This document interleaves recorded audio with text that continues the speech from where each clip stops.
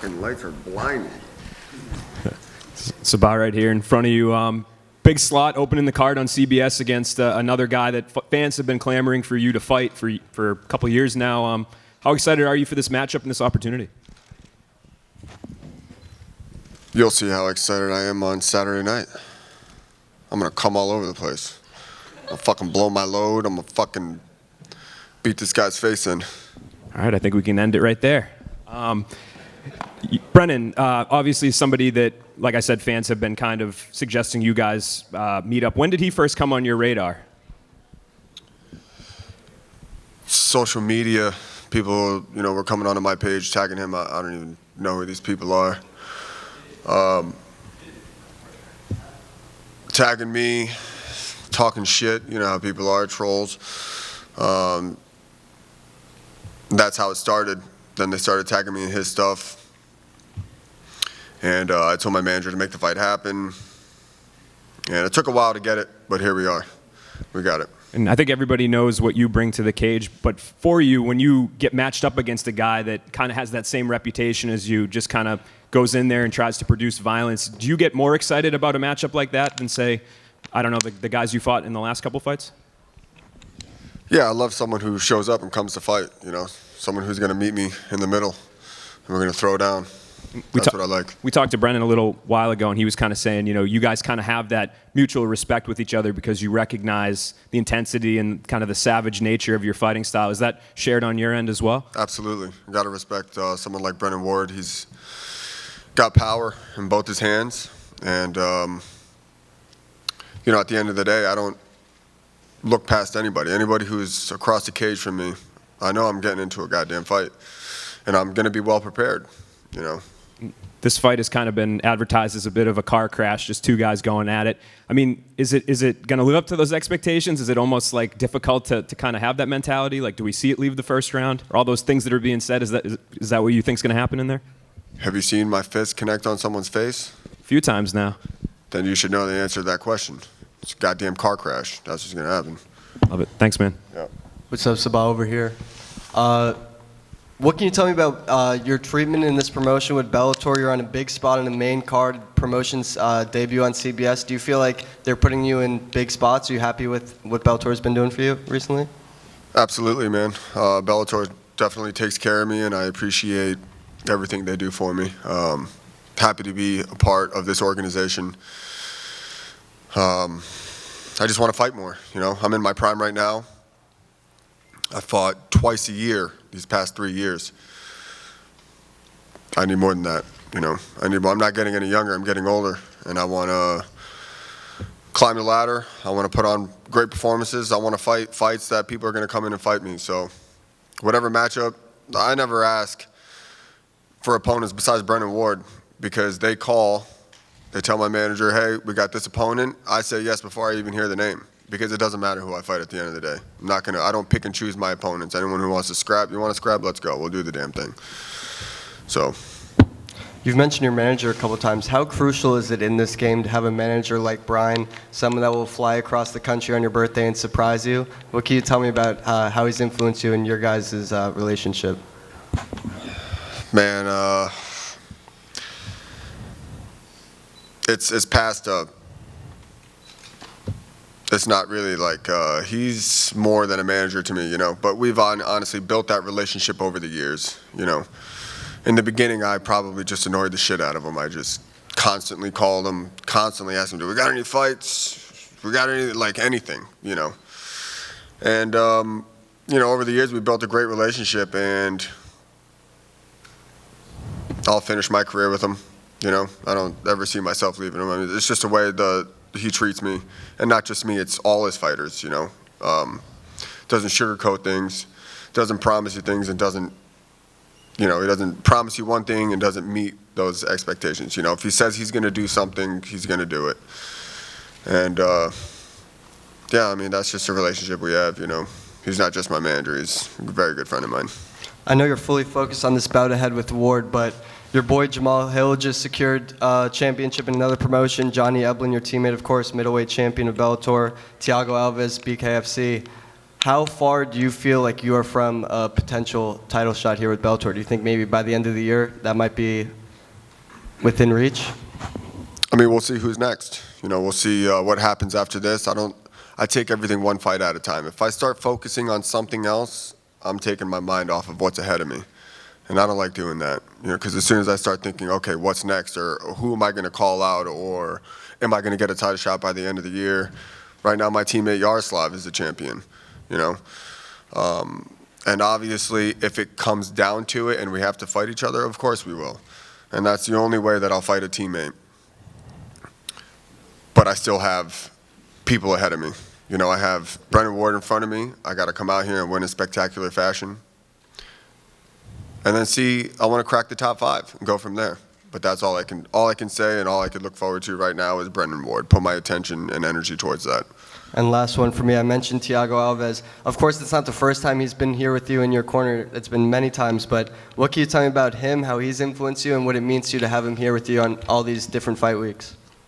That man is a reason why I learned how to check kicks. And he's the reason why I kick the way I do. I've literally, when I came to Top Team, I was kind of starstruck, right, by all these guys that I used to watch on TV. And the first time I sparred with Thiago, man, he beat up my lead leg, beat up my rear leg. Like, I couldn't fucking walk straight for I don't know how long. And I told myself I'm never going to get kicked like that ever again. And I'm going to learn how to kick like that, man. And, we've been working together for years, and I love that guy, dude. He's the man. So he kind of molded me into who I am today himself as well, So not only was he's a champion and a great fighter himself, he's now one of my coaches, and I couldn't be happier. My brother. Right here. How's it going, Sleek Chic? Another day. All right. How's California treating you?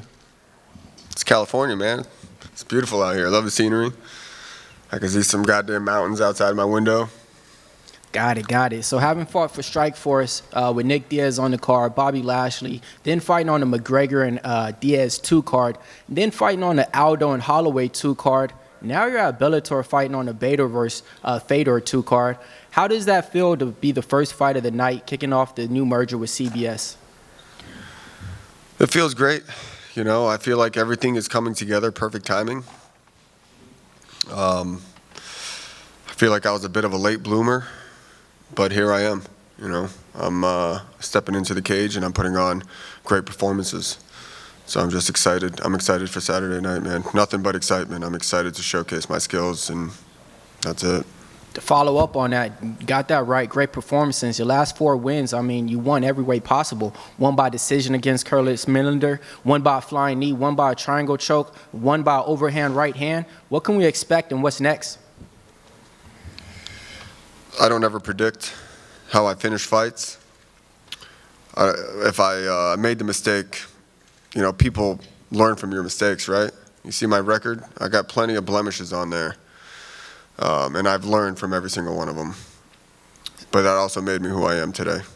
Speaking of learning, it made you who you are today. Tell me about New Brunswick, New Jersey, and how that made you who you are today and the fighter you are today. Man, honestly, I was born in New Brunswick. I lived in East Brunswick. I don't really remember much besides the neighborhood I grew up in and the elementary school I went to because it was right down the road. But I grew up in South Florida. I moved down to Florida when I was about 9 years old. And then I also lived in Michigan for 3-4 years, and that's actually where I started my mixed martial arts career. So really, I consider South Florida my home. Got you. It's 2023. If you could give yourself a new nickname, what would it be? I got plenty of them. The Big Sabowski, Saba Ganoush. Shit, what else? What? Baklava, Sabaklava. There's a lot of them, man. Got it. Can't wait to see your fight this week. Right here.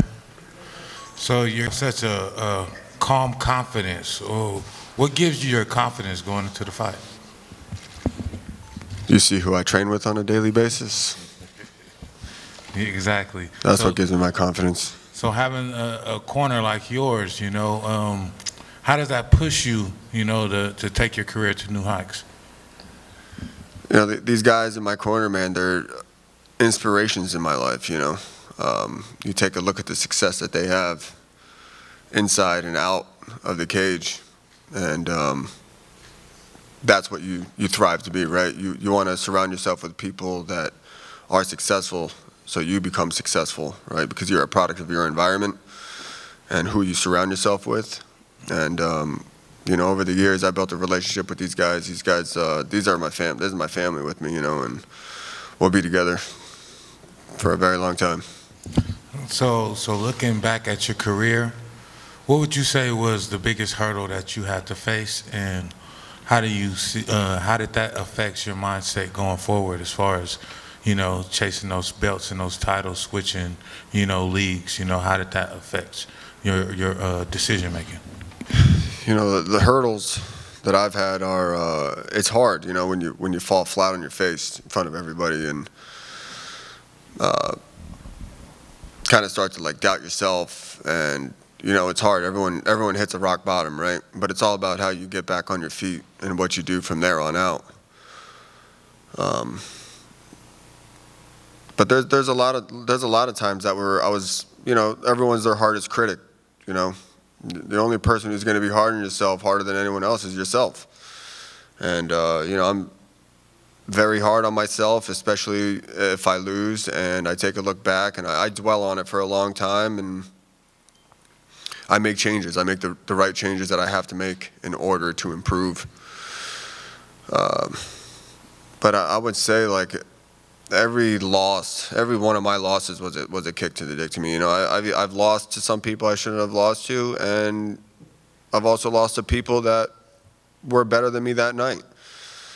But I'm not looking in the past. I'm looking what's ahead of me, and what's ahead of me to me is a very bright future, and I feel like I'm just gonna succeed. You know, I'm only gonna go up from here. There's the only way is going up. Sabah, thank you for your time. That's it. Yep. Cool. Thank you.